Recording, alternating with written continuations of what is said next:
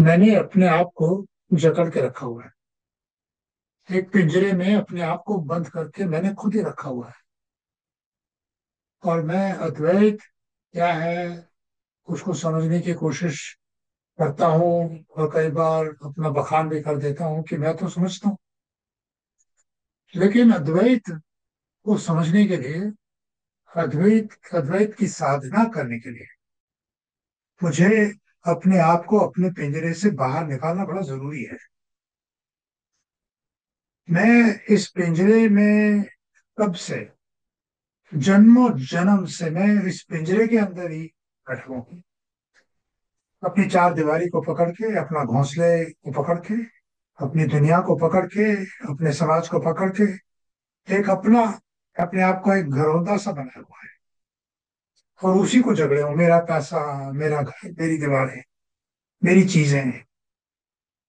और उसी में मैं अपने आप को ये समझता हूँ कि हाँ, बहुत कुछ प्राप्त कर रहा हूँ, मैं खूब अच्छा कर रहा हूँ, मैं अपना विकास कर रहा हूँ, ऐसा मैं सोचता चला जाता हूँ।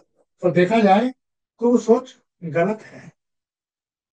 इस सोच से बाहर निकलना अद्वैत की साधना शुरू करना है।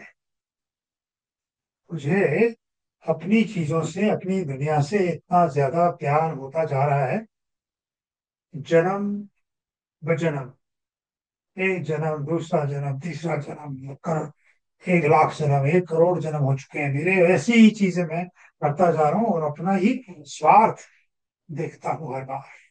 हर हर चीज में अपने स्वार्थ को देखते हुए मैं काम करता हूँ। जबकि मैं समझता हूँ कि मैं अद्वैत समझता हूँ, मैं तो आध्यात्मिक हूँ। अरे मैं आध्यात्मिक नहीं हूँ, मैं सिर्फ धार्मिक हूँ। ये एक समझ जब शुरू हो जाती है तब मेरी आध्यात्मिकता शुरू होती है, तब मेरा स्पिरिचुअल बनना शुरू होता है। वो क्या है?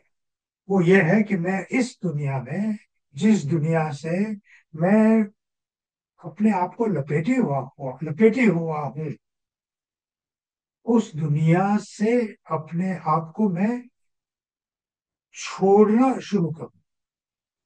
तो मेरा स्पिरिचुअल, आध्यात्मिक सफर शुरू, मेरा आध्यात्मिक पंथ शुरू हो, मेरा मार्ग मुझे मुझे शिव दिखाए मुझे। लेकिन वो कैसे दिखाए मुझे? मैं कैसे आध्यात्मिक बन सकता हूँ? कैसे मैं निर्वाण और मोक्ष की तरफ जा सकता हूँ? मैं बातें तो करता हूँ, मैं करता नहीं हूँ, लेकिन उसका अमल नहीं करता हूँ।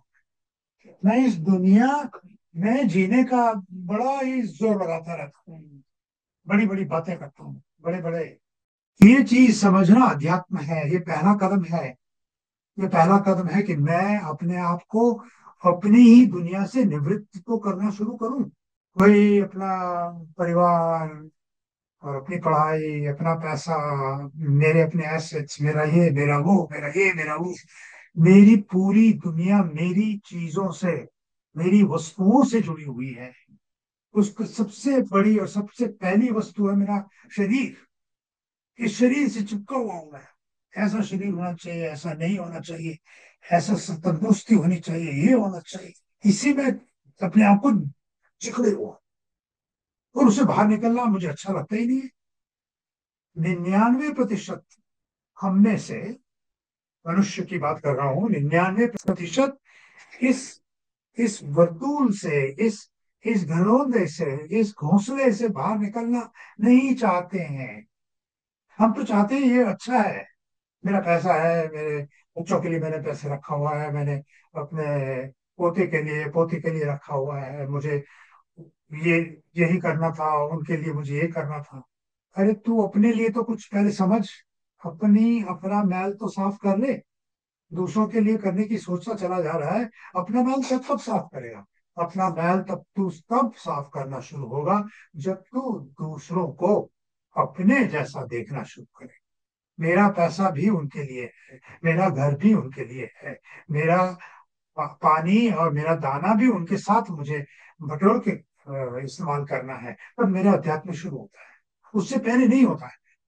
मंदिरों में जाने से मैं आध्यात्मिक नहीं हो जाता हूँ, मैं भजन गाने से आध्यात्मिक नहीं हो जाता हूँ, और इसका मतलब ये नहीं है कि जो मंदिर जाता है वो आध्यात्मिक नहीं है, या जो भजन और या वेदोच्चार करता है वो अध्यात्म में, ये नहीं कह रहा।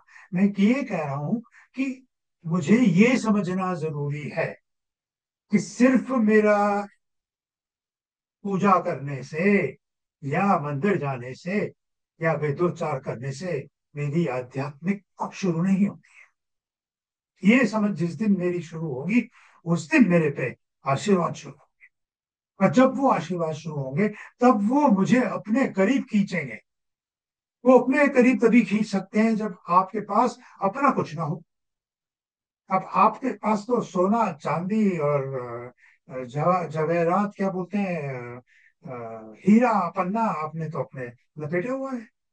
तो प्रभु कहते हैं भी मैं तेरे को अपने साथ ले जाना चाहता हूँ, लेकिन मेरे साथ तो वही चल सकते हैं जिसके पास ये पैसा और हीरा और चांदी और सोना और ये शोहरत और ये सब ना लिपटा हो। तो वो सब छोड़ दे, मेरे साथ चलना है तो यही अध्यात्म है भैया। इसको समझने की कोशिश कीजिए और अपनी चीजों से अपने आप को दूर करने का आज से ही शुरू करें, प्रयास शुरू करें इसका। मैं संतों की वाणी सुनूं, मैं संतों के आश्रमों में जाऊं, मैं अपने आप को शुद्धि करूं, उसमें बहुत जोर लगता है। मुझे अपने जिस रास्ते पे जा रहा हूं उससे विपरीत दिशा में जाना है, उसको आध्यात्म कहते हैं।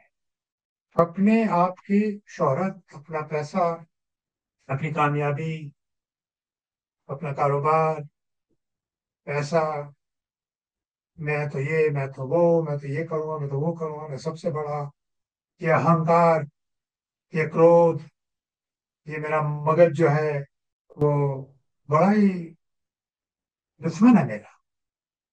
मेरी सोच मेरी तरफ ही खींचे रखता है वो, मुझे स्वार्थी बनाता जा रहा है। हर जन्म दर जन्म दर जन्म स्वार्थ से मैं भरा पड़ा हूं। मैं औरों की और थूकने के लिए तैयार हूं। अरे उससे नहीं होगा। दूसरों के लिए वक्त निकालिए, दूसरों के साथ अपना धन बांटिए। बटोरिए मत, बटोरना छोड़ दीजिए, बांटिए।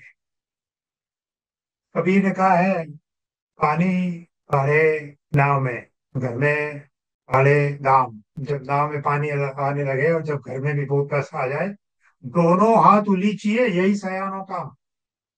दोनों हाथ से पानी यदि नाव में भरने लगता है तो क्या करोगे? फटाफट उसको बाहर फेंकते हो। वैसे ही बहुत पैसा है तो दान देना शुरू कर दीजिए, निस्वार्थ। अपेक्षा मत रखिए। अपेक्षा रखोगे तो फिर तो वही उसी में फिर झूलते रहोगे। ये झूलना हमें बंद करना है। दुनिया में, इस दुनिया में आते हैं जाते हैं, आते हैं जाते हैं, कभी ये बन के, कभी वो बन के, कभी यहाँ, कभी इस देश में, कभी उस देश में, कभी इस रंग से, कभी उस रंग से, कभी इस धर्म से, कभी उस धर्म से जुड़े, आते हैं चले जाते हैं, फिर आ जाते हैं और निर्वाण मोक्ष की बातें करते हैं हम। लेकिन हम उसका प्रारंभ नहीं करते हैं, उस पंथ का। तो इस पंथ का प्रारंभ तभी होगा जब मैं अपनी चीजों को अपनी ना समझ के दूसरों के साथ बांट सकूं, तब मेरा पहला कदम शुरू होगा।